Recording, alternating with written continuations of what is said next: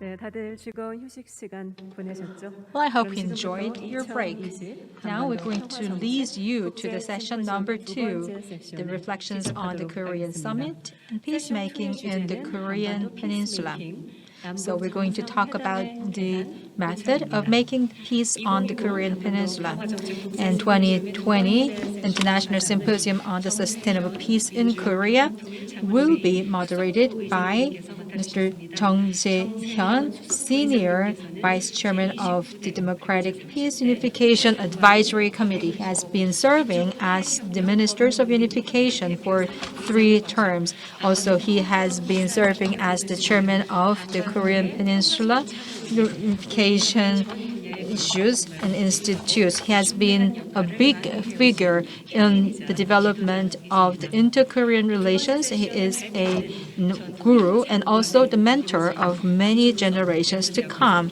Also, we have invited Mr. Lee Jongseok, distinguished professor at Yonsei University and former Unification Minister. We also have Mr. Joseph Hyun, senior advisor to the U.S. Institute of Peace. And also, we are supposed to have Mr. Xiyu, senior fellow of Chinese Institute of International Studies, but he excuses himself out of unavoidable circumstances. He expresses his regret that he cannot join us here with us today. So we have 2 gentlemen for this session. I hope we can have great results from this session number 2. I'd like to give my microphone to our moderator, former Minister Jongseok. Thank you very much, and I would like to ask you to give them a big round of applause before we start. And one more thing to say before we start is that we're going to have a lot of sessions which are very informative and educational. I hope that you can stay out until the end of the day. Now I'm going to give microphone to Mr. Jeong. Please give him a big round of applause. Thank you very much and nice to see you all. This is session number 2. So my name is Hyun. I'm the moderator for this session. Originally, we were supposed to have 3 presenters, and Mr. Yang Xiyu could not present himself because of his unavoidable circumstances. Now we have Mr. Lee Jongseok, former Unification Minister, and Mr. Joseph Yoon, senior advisor to the U.S. Institute of Peace. We're going to listen out what they're going to have to say, and then we will have a session in which I am going to raise questions to these 2 gentlemen. We will also hear the answers from them, and then also the floor will be open for the audience to have the Q&A session. So you might have some questions that will be answered by these 2 gentlemen. So we're going to spend the next 1 hour and a half. Now,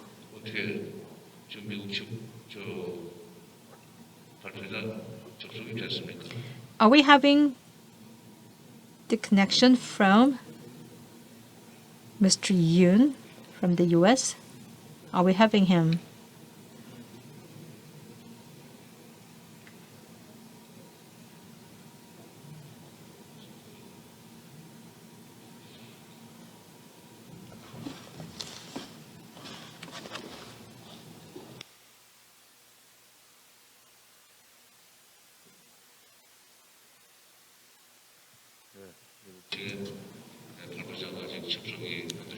I'm afraid we're not having him yet. We're waiting for him to come in. That said, we are just proceeding with it anyway, according to our schedules, because we have our time plan, and we have to finish up in the deadline. So why don't we just invite Mr. Lee, former Unification Minister, first, and he will be followed by Mr. Joseph Yoon for his presentation. Then I'm going to raise some questions to both of them. So Mr. Lee, please. Good morning, everyone. The topic of my presentation has been designated by the organizer, and I was just allotted with this topic. It was not my choice originally. As you all know very well, the peacemaking in the Korean Peninsula And the reflections on the Korean summit is the title of ours. What kind of impact has been there from the Korean summits on the Korean Peninsula, and what kind of contributions have we seen? And I was asked to give some reflections on the results of this. So I just prepared my speech and talks about those reflections. First of all, regarding the Korean summits or inter-Korean summits, before I talk about this, we know that the Biden president-elect will be inaugurated in January next year, as all we know. Regarding the Biden administration, I would like to give you a summary about what kind of plans they might have and also what kind of suggestions I would like to raise to them before I talk about the Korean summit. So I believe that the Biden administration, above all, should give the active stance to solving the issues of the U.S. North Korea relations issues and the denuclearization issues on the Korean Peninsula. Without having the denuclearization, many people might raise a question, why do we have to strengthen the relationship before we have the denuclearization? But I think it's vice versa, because if we have the other direction that might be also contributing to the denuclearization of the Korean Peninsula, it will be a virtuous circle if we have the other direction. So because they have the bilateral relations, it will be of great contribution for North Korea to drop the nuclear positions. If we have the normalized relations, there is a need for us to be more active about that stance.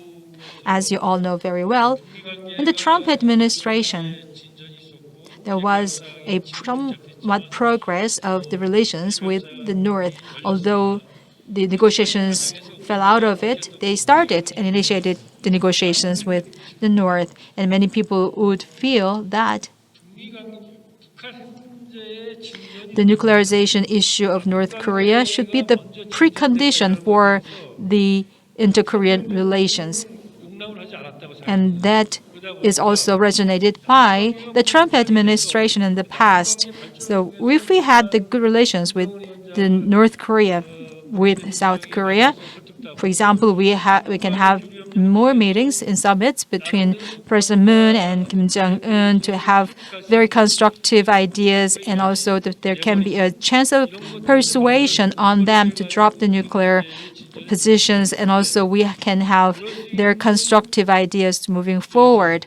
That should be also factored in. That kind of opportunity has been blocked because the Trump administration, they wanted to have the other way around first. I think that was a political mistake. Basically, what I'm saying here is that when we have the better relations between the North and South Korea, that will be the basis for the relation betterment between the North and the U.S.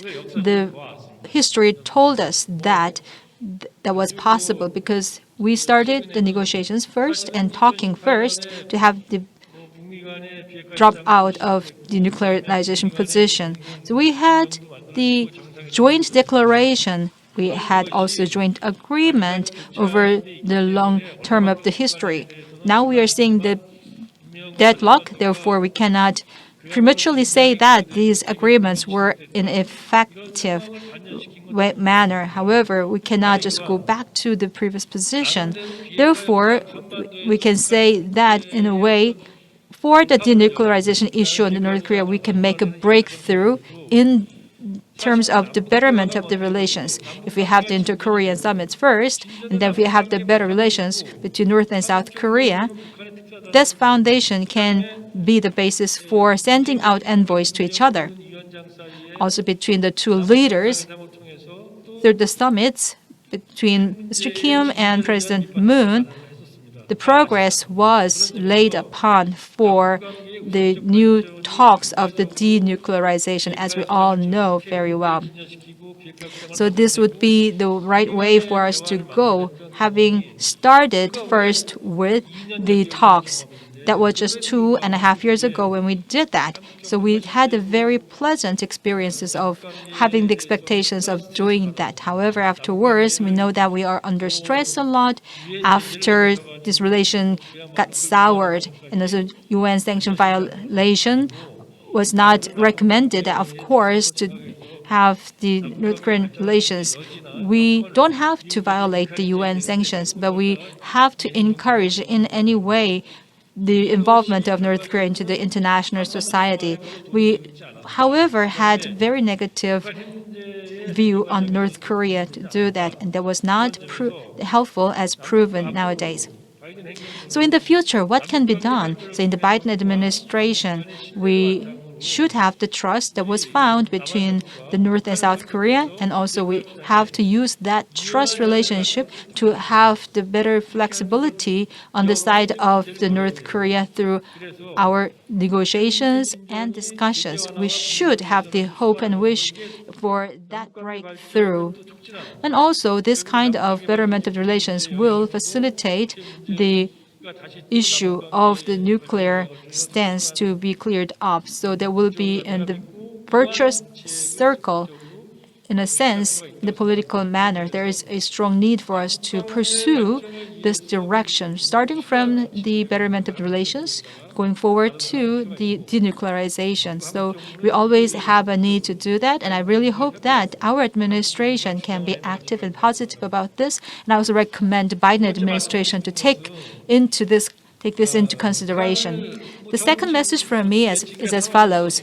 In my lifetime, for the last several decades, I've been studying North Korea more than any other item in my life. So I have been an ardent student of North Korean issues. I've been describing North Korea in many ways through my publication so far.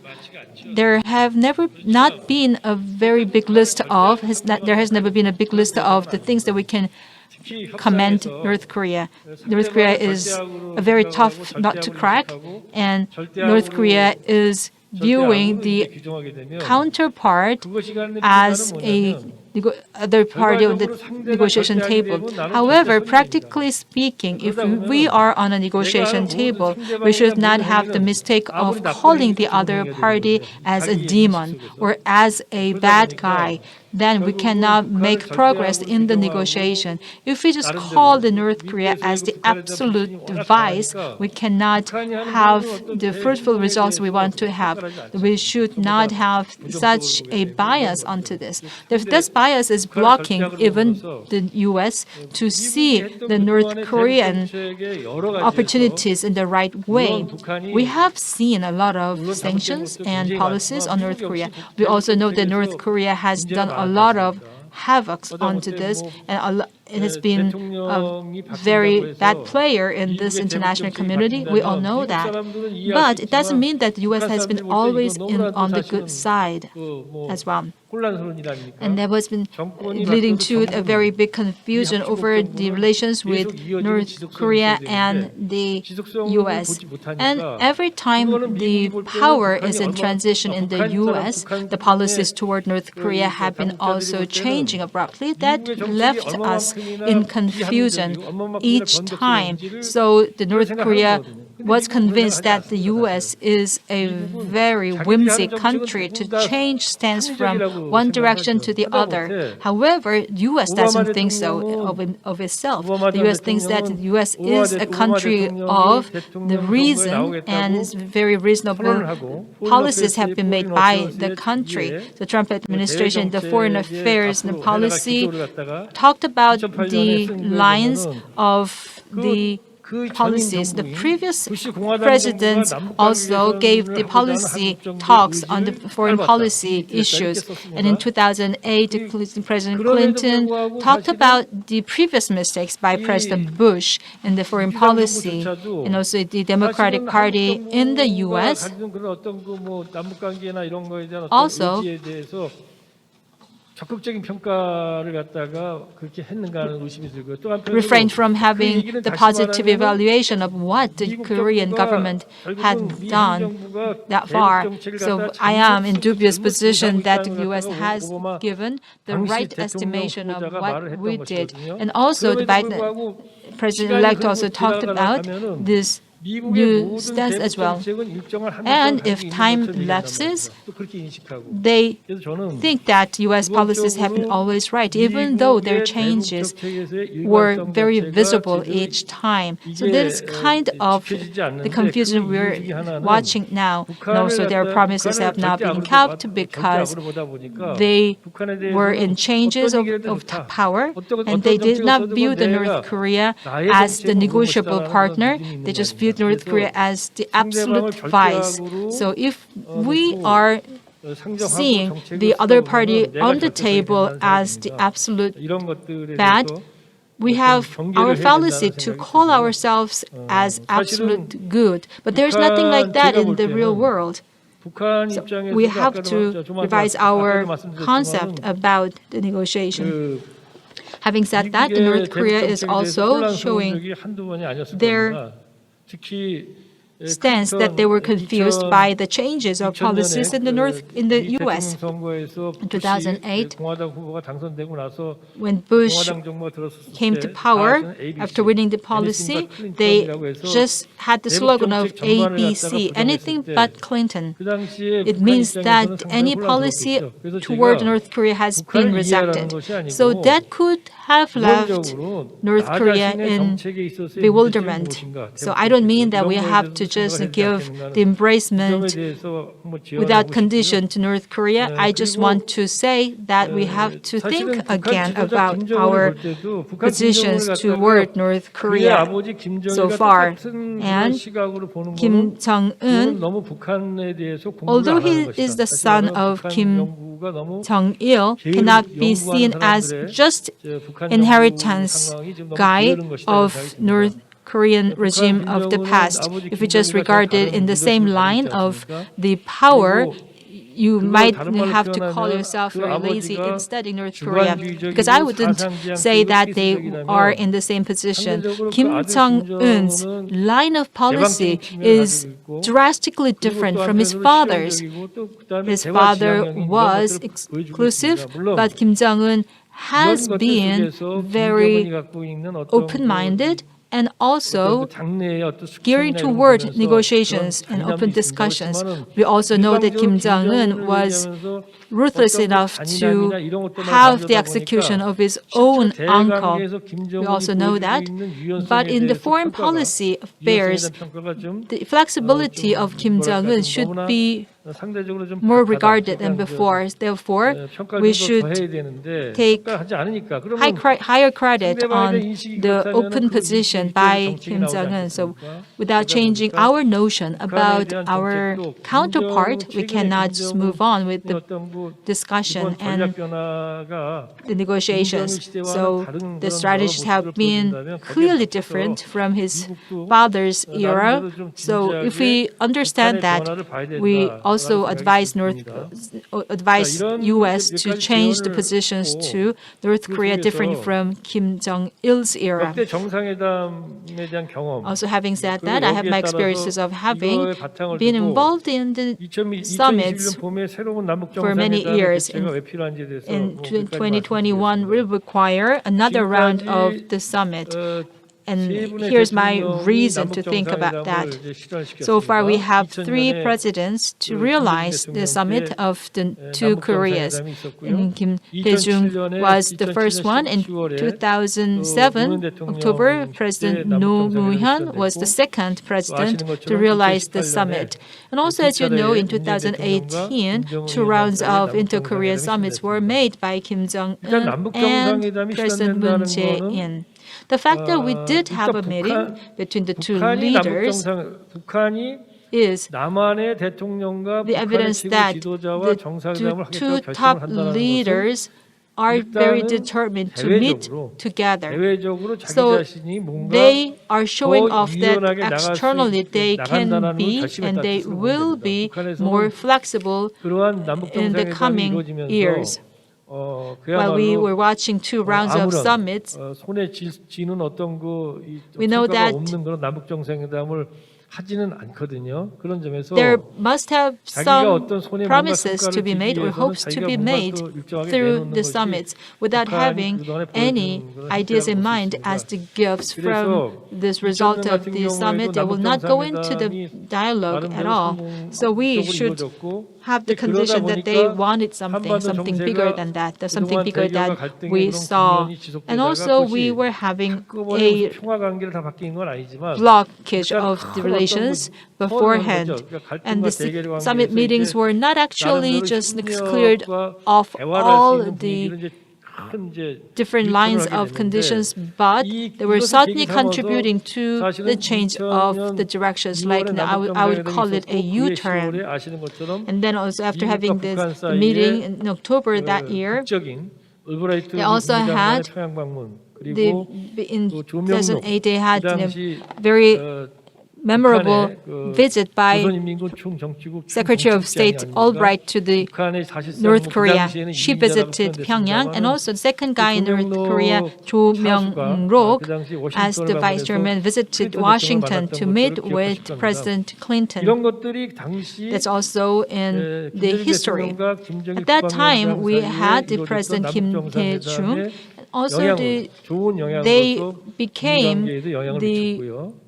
blocks to 2007년에 있었던 make contribution to the 그 summit between North and South 노무현 Korea 대통령과 by 김정은 Kim Dae-jung and Kim 사이에 Jong-il, 그 and 남북 also 정상회담에서는 between President Roh Moo-hyun 사실은 and Kim 그동안 Jong-il. 북한은 한반도에서의 They also had the 평화 summit 문제, meeting. 평화 Prior to 체제를 구축하는 that, 문제나 이런 in the South 것들을 Korea peace 남한 building 정부하고는 얘기 안 issue 하려고 그랬습니다. 아시는 것처럼 was very 미국이 relevant to the U.S. Even the North Korea thought that anything about the peace building with the South Korea will be dependent on what the U.S. is trying to do. So they wanted to talk with the U.S. only, setting aside South Korea at that time.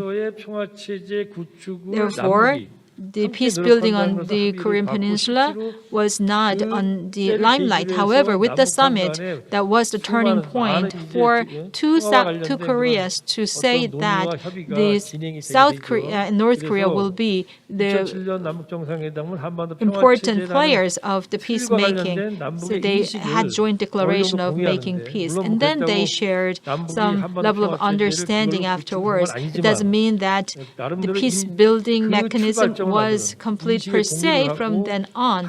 I just want to call it a starting point of trying to have the peace foundation on the Korean Peninsula. And then we were confirming that the North Korea also had such intention. And that in itself is very meaningful.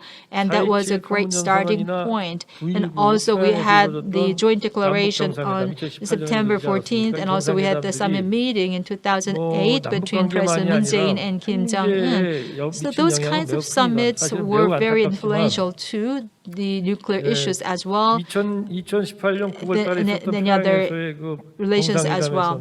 Unfortunately, in Pyongyang, the North Korea disclosed intention to have the destruction of Yongbyon nuclear facilities, having the inspections from the IAEA. Of course, they had their retribution in mind. And with the nuclear system in North Korea, Yongbyon can take a role which is quite in controversy by many experts. We don't know how big the role of Yongbyon in the whole nuclear system in the North Korea. However, it is symbolic enough to see that Yongbyon is a representative one, because we all see the activities in Yongbyon on the news media. For the last 30 years, Yongbyon was in the center of all the controversies and the worries of the eyes looking into North Korea, and also with the North Korean nuclear test experiments of the nuclear with the ICBM in the center. And then Kim Jong-un expressed delusion and intention of disrupting the ICBM test site. That kind of suggestion by Kim Jong was not fully accepted, and that is just left in here as a legacy. What is not done in the summit. So having said that, if we have the discussions for improving the relations between North and South Korea and the denuclearization in the North, and all these suggestions have been made and all these considerations have been done as well. So having said that, my suggestion to Biden administration is that once it is in power, they have to start with thinking about the denuclearization issues with the North. Biden must be different from Trump, and Biden must be different from Trump in terms of the directions of the policies toward North Korea. We have to understand what kind of stance they have. Therefore, I advise President Moon Jae-in to meet with Biden to explain what we think as the intentions and the directions of North Korea. That will save a lot of time and effort and money to have the better understanding and better cornerstone for the relations to get better. Any agreement should be meaningful, and any meeting should be accompanied by actions. So actions tell more than just meetings. So if we are just having the summits or meetings without having the agreement that can be fulfilled, that is meaningless. Therefore, we should change this, and inter-Korean meetings will be different because we can make an agreement that can be fully in force. The inter-Korean relations have been meeting with 3 summits in 3 generations of Kim and the North. Unfortunately, in the U.S., when it is with the Republican Party in power, that didn't change. Still, we are having the Republican Party in power, right, until January. And then they had their synchronization of the policies toward North Korea along with the Republican stance. And also, when we had President Roh Moo-hyun, the U.S. had the Republican Party in power. And we had the summit meeting when President Clinton was there, but that was toward the very end of the term of President Clinton at the time when we were able to have the summit meeting. And the progress toward the denuclearization was not finding the right momentum so far through the summit meeting so far. So now, when we are seeing the emergence of the Biden administration, I would like to ask them to consider the summit meeting with North Korea to have a lot of discussions. There can be a lot of agenda to talk, but the North Korean policy and nuclear issue policy and initiatives of Biden administration can be explained directly to Kim Jong-un in the North or President Moon Jae-in or through the President Moon Jae-in. That will in itself make a great format to start the peace-building process in the Korean Peninsula. At any rate, if we are on the right track this way, I believe that the next spring will be the prime time, the right time for us to have the change of the policies. The reason why I am saying this is that we are approaching a very opportune time to do that. We can have a session to explain the positions of each side, and also the nuclearization issue between North Korea and the U.S. can be coordinated for future negotiations or future agreements. So probably spring of 2021 will be the very high time for having the summit meeting. Also, we can have trilateral summit meeting between North Korea, South Korea, and the U.S., but that can wait a little because it will be very different from the era under Trump.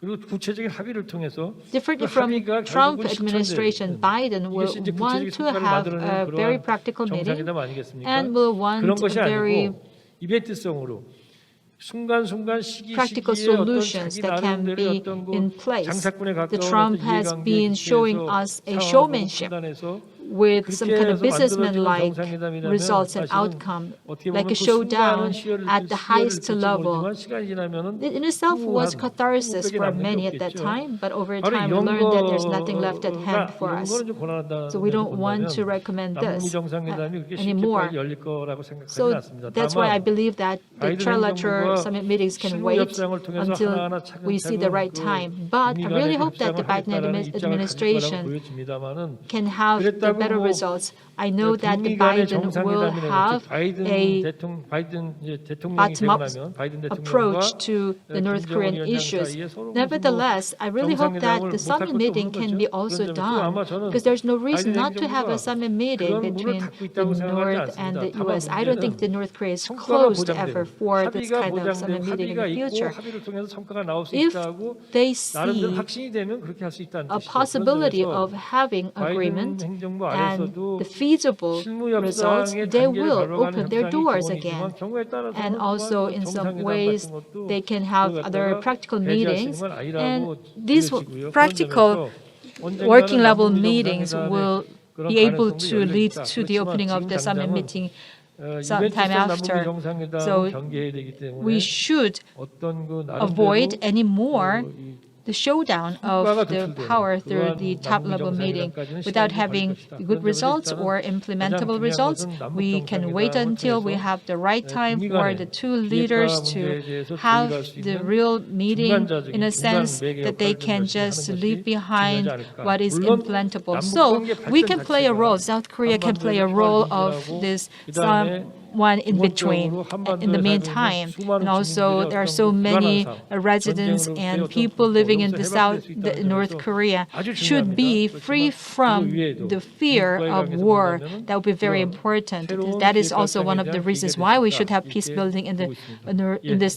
Korean 마치겠습니다. Peninsula. And also we are expecting a lot from the Biden administration. Thank you, and that's it from me. Thank you. 미국 측의 발표자이신 We are connected with the United States, so we can hear from 선생님께서는 Joseph Yu. 평화연구소 선임 고문으로 Joseph Yu is a senior advisor of the 때로 기억을 Professor Hyun is a senior advisor of the United States Institute of Peace. And he is recognized as one of the nation's leading experts on relations with North Korea. 상당한 조회를 가지고 계십니다. 좀 Currently, he's a senior advisor with the Asia 이렇게 Group. 하시죠, 윤 선생님. 지금 이종석 장관께서 한 30분 정도 발표를 하셨으니까 So, former Minister Lee spoke for 30 minutes, so we will give 까지 두 분께 Senior Advisor 질문을 Yoon 30 minutes, and then I will ask questions to the two speakers. We will receive your answers, and then we will take questions from the floor. 뭐 그런 식으로 운영했으면 좋겠는데 어떻게 So 생각하세요? I would like to proceed in that way. Is that all right with you? Well, thank you very much, Minister Jeong, and thank you for Minister Lee. I'm sorry I'm a little late. I'm in Oregon, West Coast of United States, so time differences get a little bit confusing. So my apologies. First of all, thank you for the organizers for inviting me. It is really an honor for me to be with such prominent experts with such in-depth experience in Korea issues. So I am really honored to be here. So I wanted to talk a little bit about my experience as U.S. Special Representative for North Korea, my familiarity with the American government, and how the Biden administration might approach issues related to Korean Peninsula, especially issues related to North Korea. So first of all, let me say that Biden is different from Obama. And many of us are saying, you know, Biden administration will be a lot like Obama administration in its approach to North Korea, in the sense that we're going to go back to what's called strategic patience. I think that is quite misplaced in my view. I think Biden's instinct is to engage, is to engage with anyone and everyone. He really does believe in diplomacy. I saw this firsthand in the late 1990s. At the time, I was working on Korean issues when I was in the US Embassy in Seoul. And at the time, Senate Foreign Affairs Chair Biden sent two of his staffers to North Korea to go there to find out what was going wrong with agreed framework. And so he sent them there to find out what was wrong with it. And then they came back to report to him the things that had gone wrong with agreed framework. And so Biden has interest in North Korea issues that goes back decades, I would say. And I know for sure that he has maintained his interest in North Korea. And so you can really assume that he's coming to the job fully aware of what's going on. Now, that is very different from what President Trump did in 2017, and also President Obama in 2009. President Obama really had no experience in foreign policy, and certainly Biden's experience really is above and beyond anyone in any recent president I have seen in America. And certainly President Trump also came to the job with no real experience on dealing with issues, especially in Northeast Asia, with North Korea, Korean Peninsula, as well as China. So they're quite different. The second point I want to make is that Biden comes to the job fully aware that, number one, North Korean denuclearization is not going to happen anytime soon. He knows that, we know that, and he is well aware that denuclearization of North Korea is a task, a long-term project. Second thing he's well aware is that pressure alone is not going to bring about denuclearization of North Korea. Pressure alone cannot do it. And we've seen the maximum pressure, so-called maximum pressure fail, and we've seen pressure fail many times, and we are all aware, as well as Biden. So that's the second thing he's aware. Third thing is the reality in Washington, D.C. That is, US cannot acknowledge or recognize North Korea as a nuclear weapon state. It is politically impossible to acknowledge North Korea as a nuclear weapon state. So those are the three assessments he comes to the office with, well aware. So what do we do with North Korea when we cannot accept North Korea as having nuclear weapons, but pressure is not enough? He knows pressure will not do it. So this is where I think his idea, remember, he keeps on saying, Biden keeps on saying he wants to engage North Korea in principled diplomacy. So this is where, what does he mean by principled diplomacy comes in. My view of his principled diplomacy is that he accepts all three assumptions, all three realities, but he's got to figure a way out. And I was very encouraged that he put Tony Blinken as Secretary of State, and he put Jake Sullivan as National Security Advisor. these two are very, very close to Biden. Tony Blinken has been Biden's principal staff for the last 25 years. And then he was, of course, Deputy Secretary of State. And when I was there working on North Korea issues, so I worked very closely with Tony at the time. And Tony comes to the position, certainly when I worked with him in 2016 and early 2017, Tony's preoccupation was completely with Northeast Asia, what to do about North Korea, what to do about China, and also alliance relationship with South Korea and Japan. I traveled on many occasions with Tony at the time, and I can assure you that at the end of Obama administration, people in Obama administration were completely aware that they had not succeeded with North Korea, and they were handing over North Korea to Trump administration, not in a good shape. So in that sense, Tony will look for something else to do, and this is where I believe the strongest card for diplomacy lies. And similarly, Jake Sullivan, National Security Advisor to President-elect Biden, will work that end. So I think you can really trust these two to do what President Biden will do. So I have no doubt about that. Now, the difficulty with this is how long is it going to take?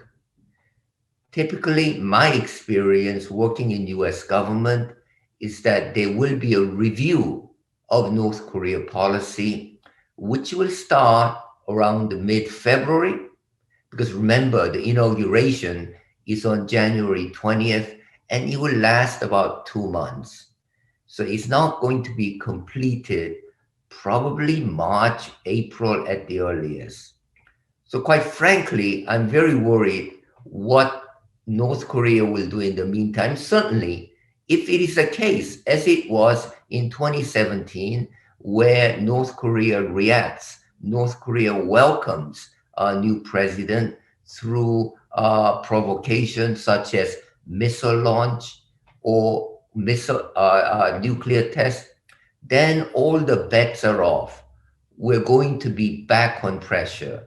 So to me, the most important actor in this is North Korea, and whether we can persuade North Korea to be patient.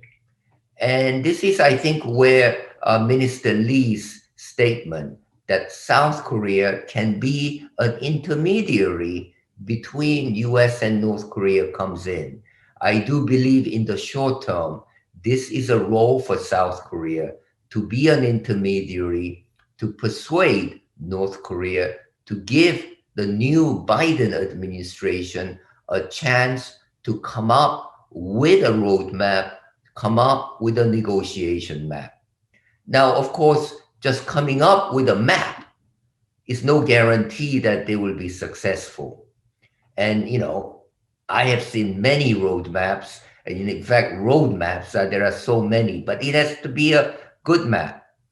I want to point out there is some new thinking in Washington, and there will be new thinking in administration. I do believe that the new thinking will have two different categories. One is to emphasize peace along with denuclearization, so that the goal will be both peace and denuclearization.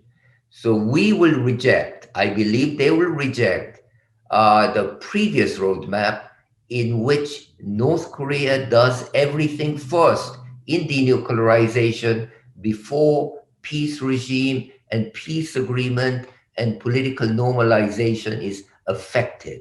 I think that's very important. So that is a group of new thinking that's going on, how to emphasize, how to put denuclearization and peace on an equal footing.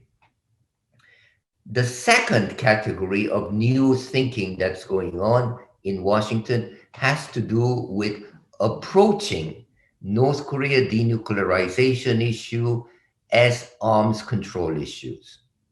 Now, some people have a lot of problems with arms control issues. Does it mean we accept North Korea as a nuclear weapon state? The answer is no. We don't have to accept it. But what arms control type of negotiation does is we move step by step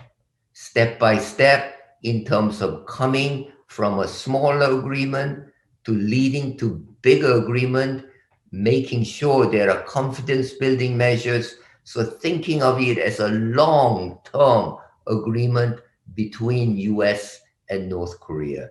So that's a second group of new thinking that's going on. I would also say that there is a third group of new thinking that's going on, that is how to multilateralize talks with North Korea. I think it's become clear that US cannot do all of this alone. Maybe US could have done it in 1994, but this is when now 2020, and US power is not what it used to be. Meanwhile, China has come up, South Korea has come up, and of course, North Korean capabilities have increased. So all that makes sense to do more multilateral. I'm very hopeful that Biden administration can take these new ideas and make a better attempt with North Korea than we've done before. To do that, again, I want to emphasize that North Korea should avoid provocation and give Biden administration some time to think about it. Thank you very much.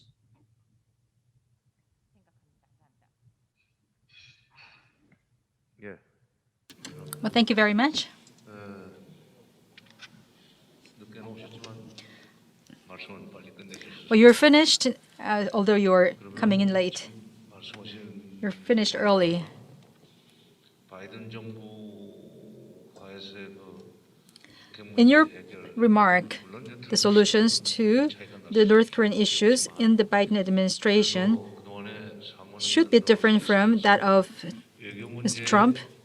But 관심을 가지고 Biden used to be the senator for many years, and he has been also involved in the foreign policies and also in dealing with the North Korean issues. As president, he might have the capability to use the reasonability in many ways to the North Korea. And also, so far, the U.S. administrations, including that of Trump, wanted North Korea to have the denuclearization first, leading to a failure of negotiations or discussions so far.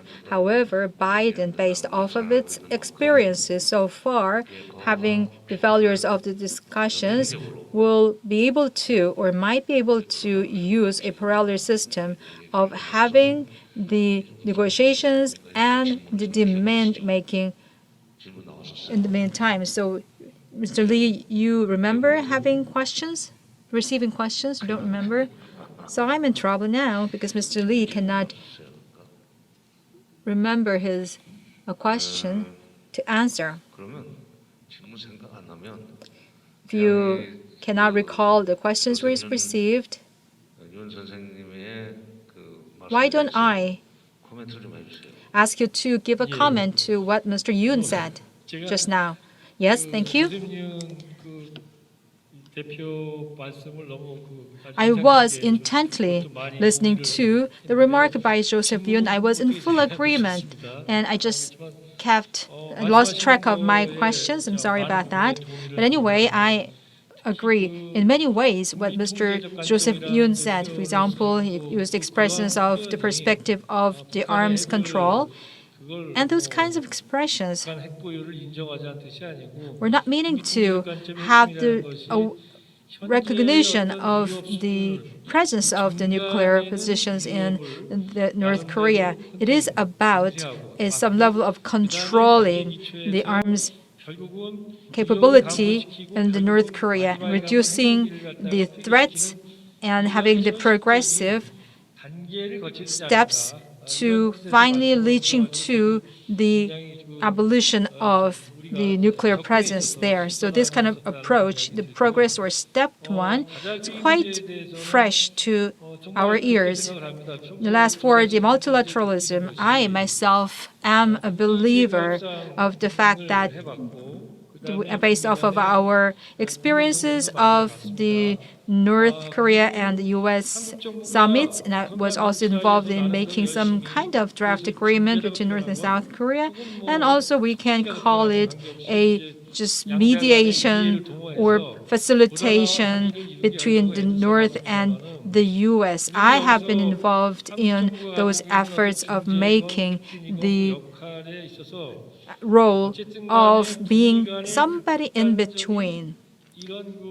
From the both sides, that we have seen the extremism from both sides so far. So bridging them together was not easy at all, and it cannot be done by the South Korean government alone. That is my lesson I learned for the last several decades. Leading them to promising something is one thing that is also very difficult, and also making them keep their promise is also another, which is also very difficult. For the last 70 years, the mistrust that has been amassed between the two countries cannot be resolved only by a shake of hands. Therefore, we have to continue our bilateral negotiations on the future, and also agreements made from these meetings should be in place. We should not repeat our past mistakes of leaving those promises just washed away as time goes by. If we had agreement, if we have these items of agreement, we have to make sure that these are in place with the help of other neighboring countries. So Russia, Japan could be some of them, and also China should be one of them. And also the six-party meeting was an example. The six-party meeting was started in September 2005, and it was culminated as a very historic agreement for peace at that time. This kind of multilateral mechanism can be complemented by the bilateral relations. So I think that it can be four-party meeting or six-party meeting. This kind of multilateral meeting mechanism can be complementing the bilateral relations between North Korea and the U.S. They are also having the parallel systems to go forward. So these bilateral on one hand, multilateral on the other hand, they can be syncing together to have the betterment of the relations with the North Korea. So we have to give more and more roles and responsibilities for the parties involved. In the U.S., there have been administrations sometimes succeeding with the negotiations with North Korea, sometimes failing negotiations with North Korea. When we had the six-party meeting, the six-party mechanism was initiated at that time when they were not ready for the multilateral relations. And at that time, when six-party meeting was done, I was advising President Roh Moo-hyun, and at that time,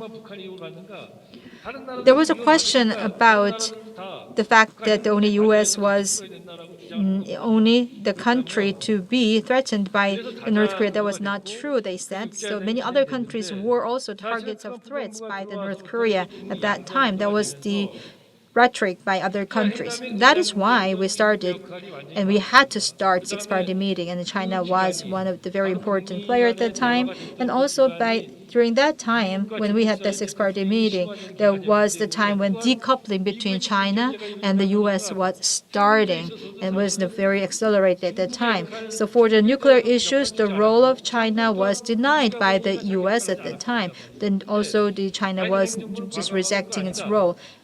I hope that the Biden administration can be different. Biden administration can recognize the importance of China and its role for dealing with North Korea. So we should take more consideration of the Chinese role in the future. So what I say as the role of China is as follows.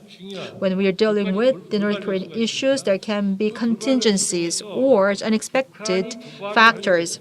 For example, if there is a provocation, if there can be a provocation by North Korea, if we are blocking North Korea from doing the experiments or test trials of ICBM or nuclear capabilities, there is also a calling from North Korea about the right of use of the outer space.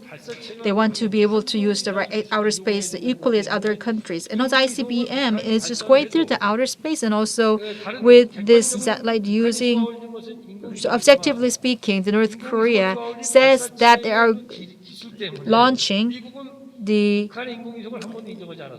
satellites, but we call them missiles, not satellites. So they are just satellites, but because of the political implications, they're regarded as the missiles only so far. So in the future, when we have the enhancement of the peace building in this Korean Peninsula, even if we have some problems of the relations between the North Korea and the U.S., if the North Korea does the provocation in the medium level, not the highest level, not the lowest level, that will be the ICBM and also the medium range missile launch. They will be using the satellites, and North Korea will claim that the satellites are for commercial uses, and they have the given right to have their own satellites because of the commercial properties. So in that sense, if we have such a stumbling block in the future, we can give more role to China, especially for the satellite issues. For example, other countries can launch satellites for North Korea on behalf of North Korea. North Korea can use the land or territory of, for example, Japan or China. Even if we have some proposals like that, North Korea will not say yes because they are afraid of disclosing their level of technology. Having said that, for these satellite launches, the right of the peaceful use of the outer space is an issue. It will be an issue because how much usage we can have from this right.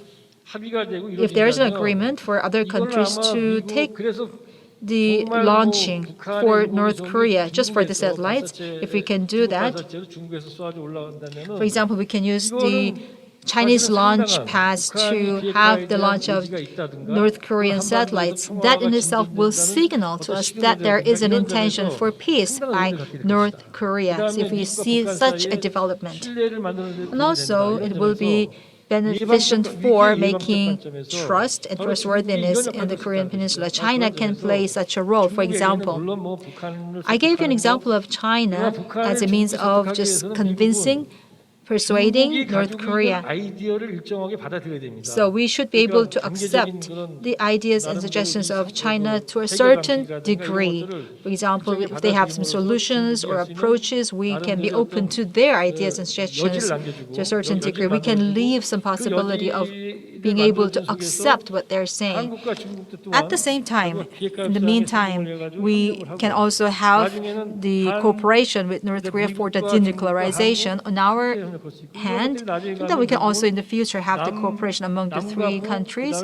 So it will be a relation between North and South Korea and the relations with South Korea and the U.S. and North Korea and the U.S. that will lead the way for us to have the perpetual peacemaking on this area, having the trilateral relationships. Thank you very much. That was very textbook idea about giving the solutions to the peace in the Korean Peninsula, what the U.S. should have as a stance and policy, and he has been elaborating what the U.S. has been done and has not been able to done.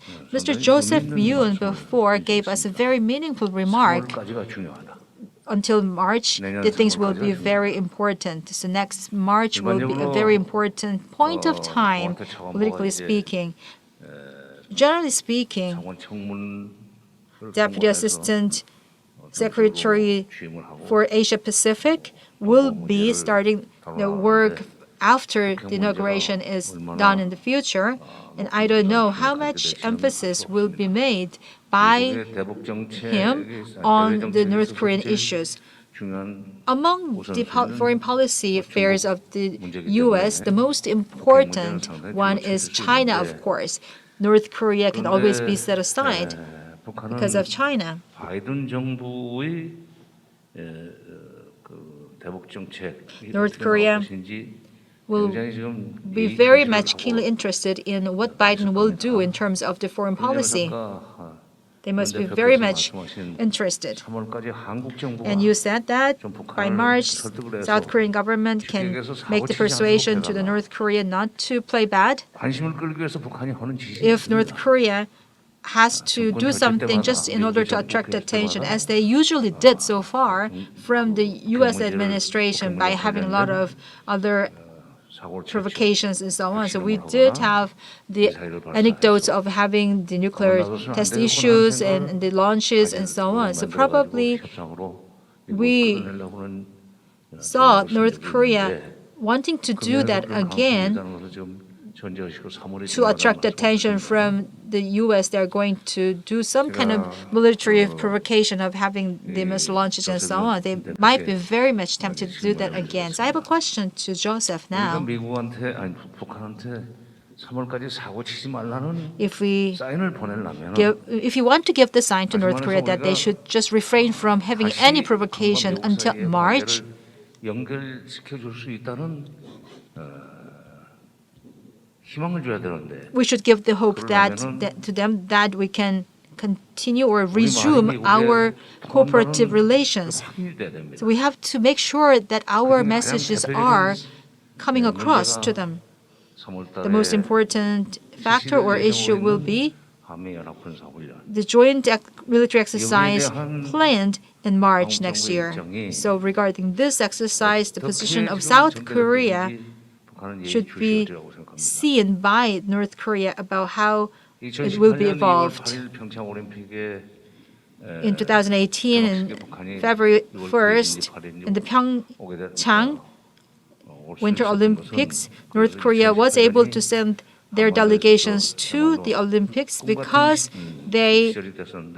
we believe that was a really prime time for us.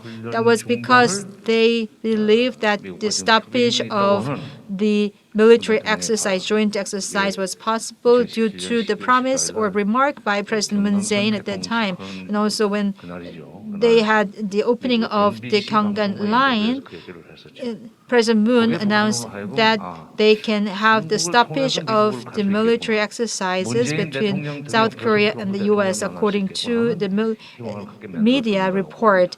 Then, by watching that media clip, North Korea must have been convinced that South Korea can do something. South Korea is on our side. That is why they were sending the delegations to the Olympics. So if we can do that again, for example, if we convince North Korea that we can do something along with the Biden administration, the South Korea can do better. So if that kind of message will be very a clear gift to North Korea. So if Biden administration makes sure that South Korea can do better to better relationships, that North Korea might be thinking that they're not going to do anything unnecessary anymore. So the word unnecessary is unnecessary actually from my lips. But anyway, I believe that North Korea should not have the missile launches or test trials and so on. So if they do that, it will be only making the U.S. in a difficult situation. We don't want to see that anymore, right? Therefore, for example, the gift to the North Korea will be this proposal to stop or refrain from the military joint exercises. What do you think about that? Can this be a gift to North Korea? Yes, I very much agree with you, Minister Jeong. I think it has to be a joint effort between Washington and Seoul. In my view, what Biden team has to do as soon as possible, hopefully even before the inauguration day in January 20th, is to send a message to North Korea. If they cannot do it before January 20th, certainly very soon afterwards. And that message ideally should contain two things. First is that Biden administration acknowledges and recognizes the Singapore joint statement between Kim Jong-un and Donald Trump. This is, after all, statement, the highest level statement by two leaders of the two countries. And really, if you look at the statement, there is nothing bad about it. It agrees, it calls on North Korea to completely denuclearize. It calls on North Korea and US to move to better relationship. It calls on North Korea and US to work towards a peace agreement and peace regime. Those are the three main points of the Singapore agreement between Donald Trump and Kim Jong-un in June 2018. So I really don't see why Biden administration should not acknowledge or recognize that. And if they recognize it, I think that will be the first step towards opening the door to negotiations. And really, if you're Kim Jong-un, if you've spent a lot of time on diplomacy, you've met with leader of US 3 times, you've met with leader of China, 4 times, you've met the leader of South Korea 3 times. So this was a major initiative, and he wants to see it at least end up with some relief for North Korea, some type of long-term arrangement that will lead to prosperity and peace and better, less isolation. So certainly, if I were Biden administration, that's the step they should go towards opening door. You know, I'm a Korean American. There is a Korean saying, you have to get the first button right to make sure your shirt is all right, you know? And so that is getting the first button right, in my view, is to make sure that you send a message to North Korea that persuades them to avoid provocations in the early months. And once you avoid that, then you have opened the door to an engagement.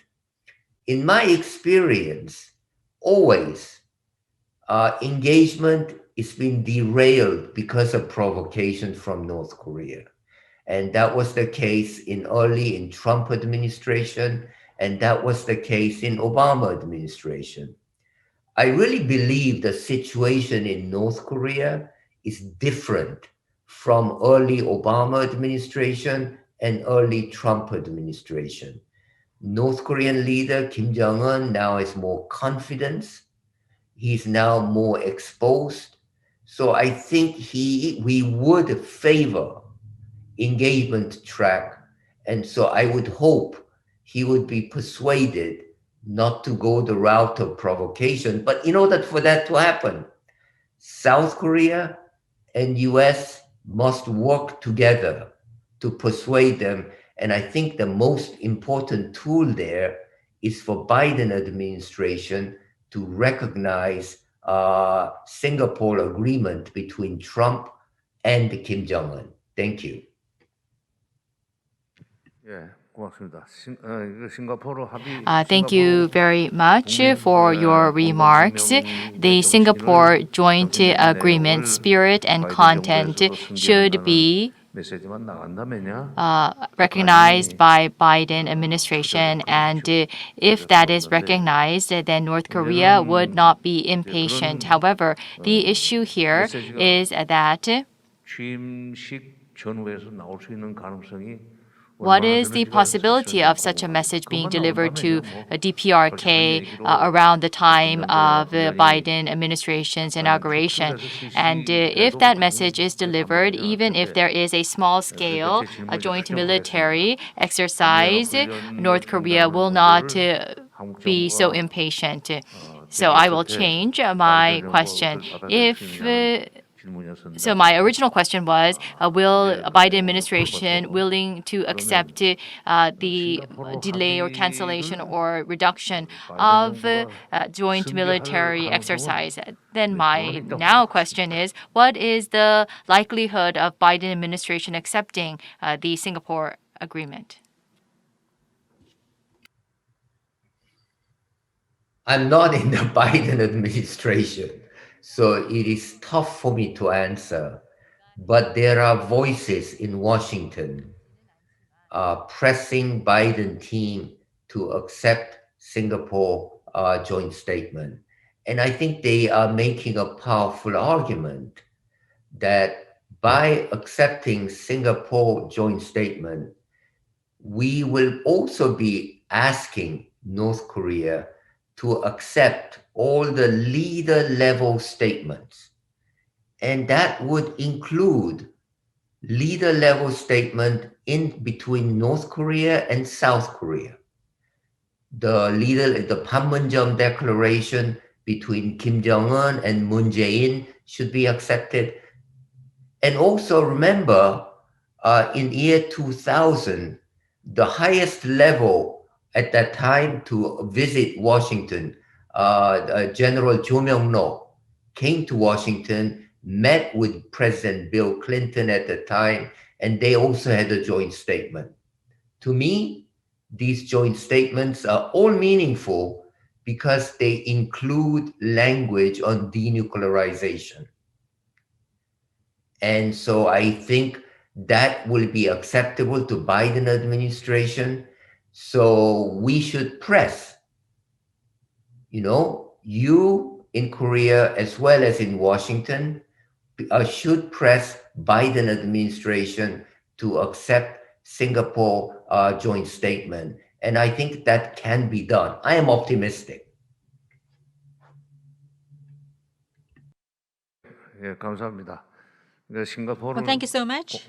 미국 바이든 정부가 The Biden administration 싱가포르 합의를 이행할 수 있는 로드맵을 can provide a roadmap if there is a roadmap for implementing the Singapore agreement under Biden administration. I don't have any worries about it. However, at least in the Biden administration, according to you, things will be different from the Trump administration or prior administrations, and they will not continue to ask for the denuclearization before anything else. It means that maybe parallel execution can be an option. So that will be also a signal to acknowledge the Singapore agreement. And also, the Jongseok visited Washington to have the U.S.-North Korea joint communique. That spirit can be also revisited. For example, it was October 2000. They had the joint communique between North Korea and the U.S. That will be also considered and linked with the spirit of the Singapore agreement. These two will be the basis of the future steps so that we can have step-by-step denuclearization issue on the North Korea. That in itself can make an implementable roadmap toward North Korea. We do have 15 minutes to go before lunch. Now we have to stop the discussions with these two gentlemen. 3 minutes? 3 minutes? Yes. Please give me 5 minutes, 3 minutes. One thing I would like to add here is that there is something that reminded me before coming here to North Korea. By looking at the presidential election in November and by looking at the Biden administration coming to rise, do we have to think that North Korea is really antagonistic to Biden administration? So far, North Korea was not either favoring or non-favoring Biden administration. There was only in between. North Korea was just in between the pro or against the Biden administration. So many people said that the Trump's losing election will be a disappointment to Kim Jong-un. I don't know why they say that. I don't think so. If you look at the movements of North Korea so far in the history, you kind of have the conclusion that North Korea is not happy about Biden administration because North Korea has always been neutral to the power in the U.S. administration. So political or diplomatic activities have not been made under Trump administration. No actions by North Korea were either favorable or unfavorable to Trump administration. So far, after the election results are out, North Korea have been refraining from making public statements so far. This is quite unusual. It means that North Korea is not so much happy about Biden administration, but at the same time, it's not so much unhappy about it. So if you recall, the Clinton administration, if they had the nuclear test trial and the ICBM trial, they just put the cold blanket to the whole the party. But at the moment, we might say that North Korea is doing its strategic patience as the Obama administration did. So this kind of is in itself is hopeful, I think. And also the Kim Jong-un had some kind of their wish list for Biden administration to do. However, they will not just disclose it. They're just waiting to see what Biden is doing for them. So the negative messages, as Mr. Jeong and Mr. Joseph Yoon mentioned, negative messages, if they are refraining from making any negative messages in the future, and if we are giving positive signals to them, maybe we can just stop them from having any provocations for some time. So I wouldn't call North Korea as pro or against Biden administration. We should not put any bias onto that when we have the negotiations with North Korea in the future. Thank you. As promised, we're going to spend the remaining time for the Q&A from the audience. We'd like to invite questions from the audience. You can either have question either of them, so you can designate who your questions to go. Please do not make a long speech. Just a question is welcome. Microphone is needed. When you raise your hand, we'll give you a microphone. Thank you. My name is Don Kirk. I'm a journalist. I've noticed that there's been the words human rights has not entered this whole discussion. I wonder if Mr. Hyun and Mr. Lee, who did mention the execution of Jongseok, I wonder if Mr. Hyun and Mr. Lee could comment on this issue and whether or not it's a factor at all in any of these deliberations. Thank you.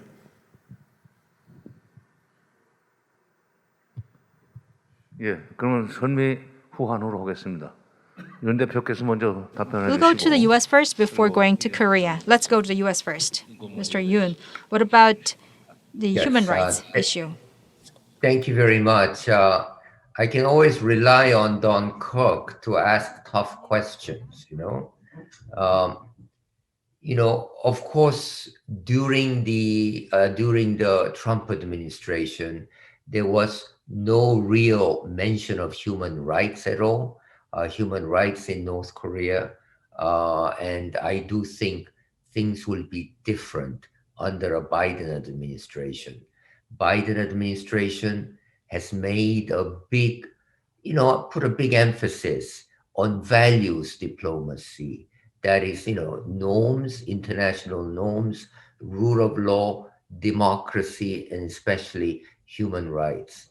But I also do think Biden and his team are completely realistic that by emphasizing human rights in terms of negotiations, in terms of core issues like denuclearization, it is tough to make progress. So given their pragmatism and given their knowledge of North Korea, I do expect that cry for human rights, adherence for human rights will not be as much as we currently think. And given the team's emphasis on multilateral side, I do believe that human rights will be an agenda given over much to multilateral organizations such as United Nations than having a prominent place in U.S. bilateral dealings with North Korea. Thank you.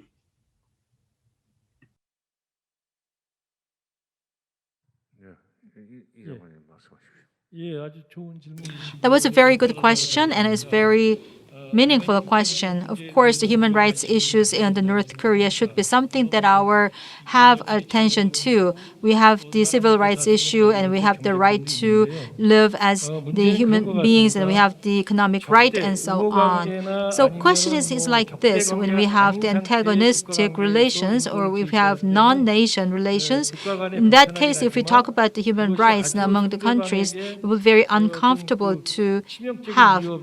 So if it is a mentioning of the human rights will not pose a biggest threat to the relationship.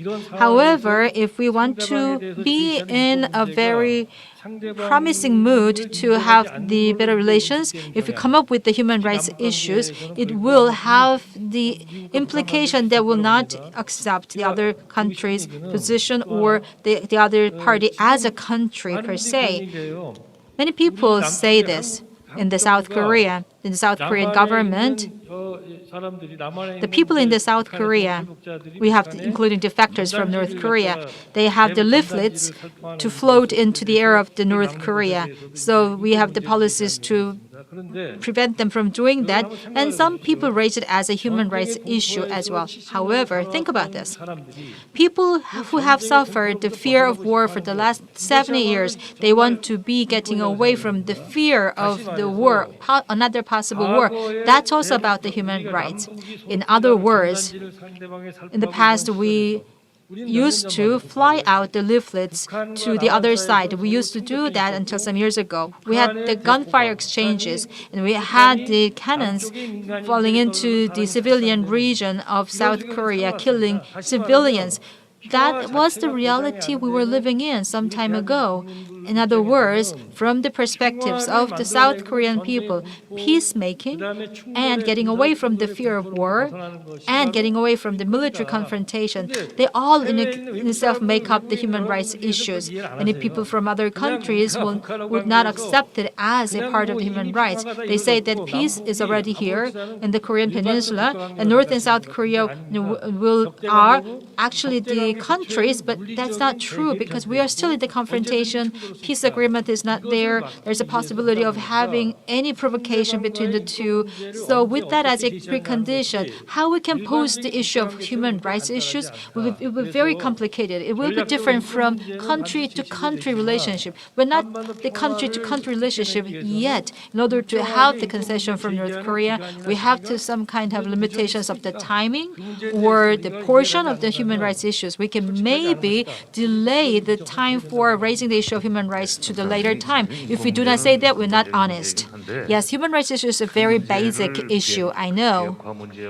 But that if it is linked to the North Korean nuclear issues, that will be the end of the story.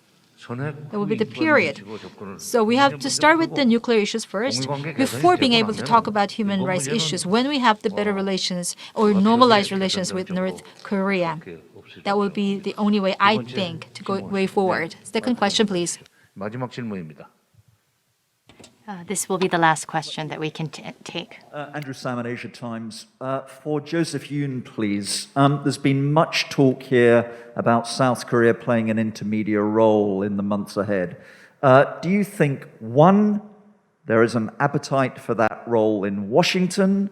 And two, do you think there's an appetite for Seoul to play that role in Pyongyang? And for Mr. Lee Jongseok, what is the actual state of North-South communications at present? The official narrative was that all hotlines had been cut by North Korea, but we recently discovered during the West Sea tragedy that actually there's pretty high-level communication underway between Seoul and Pyongyang. Can you give us any insight into the current state of North-South communications? Thank you. 윤 선생님 답변하시고. Let us hear from Mr. Joseph Yoon first, and then we will go on to the communication level. Well, thank you very much. You know, like any intermediary, both sides appreciate it very much if it is helpful. And if the intermediary has an agenda, excuse me, that is consistent with the party's agenda. So I would say yes, intermediaries are very helpful. Look, I mean, a summit diplomacy could not have happened without the intermediary of South Korea. So let's, I think that is very clear. Six-party talks would not have happened without intermediary of China. So all these are very clear. And, even the agreed framework could not have been reached without the independent movement of former President Jimmy Carter. So even though at the time you worry about interference, you worry about the agenda of the mediator or intermediary, I think if they're helpful, they'll be very much accepted. And I do think in the case of Korean Peninsula, South Korea has a special role to play. It is half of the Korean Peninsula. So why wouldn't it play the intermediary role of trying to bring more of stability onto Korean Peninsula? So I do think both Washington certainly appreciate it, and I am sure North Korea expects it. So I personally think South Korea has a very big role to play. Thank you. 예, 질문 감사합니다. The question. 저 남북 On the level of communication between the South and North, on the level of communication, that's your question. And I currently am not in the government at the moment, so I cannot speak precisely. 의미 있는 그런 어떤 한국 정부가 북한에 대해서 If South Korea makes a meaningful suggestion, and if South Korea delivers a meaningful message, then it will be possible, I believe. And so North and South, 라인이 남아 있다. 지금 현재 진행되고 있다라는 것을 제가 알아서 드리는. I'm not saying that I know for sure, but I just, on a personal note, believe that it will be possible. And there have been some changes in the inter-Korean relations.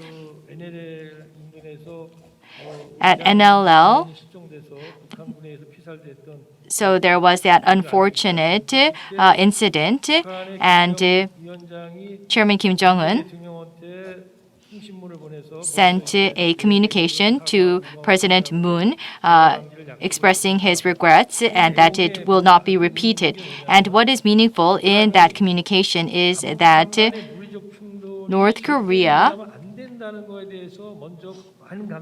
first stresses that there should not be confrontation, military and physical confrontation between the North and South. And the side that tried to emphasize this in the past was South Korea. And North Korea seemed to be attempting to create a confrontation and conflict, physical conflict. However, in the past few years, because North Korea is focusing their policy and strategy on economic development, they themselves feel that if there is confrontation and military confrontation, that it will undermine their economic development, and therefore they have publicly been making orders that there should not be such military confrontation, and therefore even if there isn't a communication channel at the moment, it will not be difficult to reopen those channels for communication. So North and South have come to a realization on both parts that there should not be confrontation and conflict, then why isn't there good communication at the moment? It seems that North Korea believes South Korea is working too closely and relying heavily on the United States, and that it cannot act independently. Therefore, if South Korea can provide some meaningful suggestions and some proposals, then communication will be possible. And based on my experience, if we call them, they do not receive the phone calls. However, 좋은 얘기가 올 것 같다 하면은 들어요. if there seems to be good news, then they do respond. So there should be some making of the conditions. 남북 직통 전환을 통해서라도 뭔가 의견 교환이 좀 있어야 되는 거 아니냐 하는. So when there are some discussions, that there will be meaningful discussions. And so the line itself, it's not as if it is cut physically. It's just that they will not receive the phone call. And we now have passed our time, so that is why we need to come to an end. And not as a moderator, but as a researcher that is researching in this field, I would like to ask Hyun to give his last remarks. And you are in Oregon, but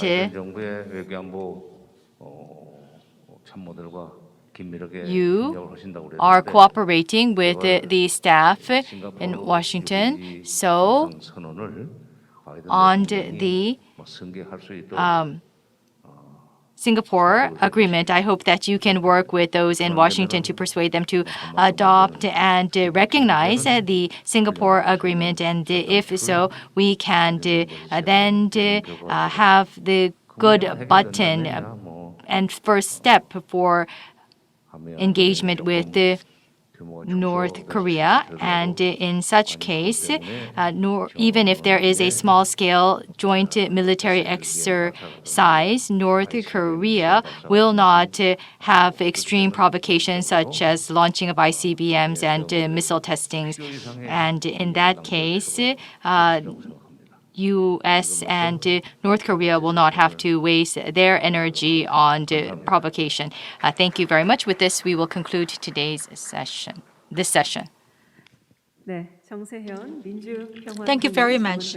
Our moderator, Jongseok, gave us a great talk with Mr. Jongseok, former minister, and Mr. Hyun, senior advisor of the U.S. Institute of Peace, on the reflections on the Korean summit and the peacemaking of the Korean Peninsula. Thank you very much for your wonderful discussions and insights. Thank you very much. You may step down. And this has been the session number 2. In the afternoon, we're going to meet again from 1 p.m.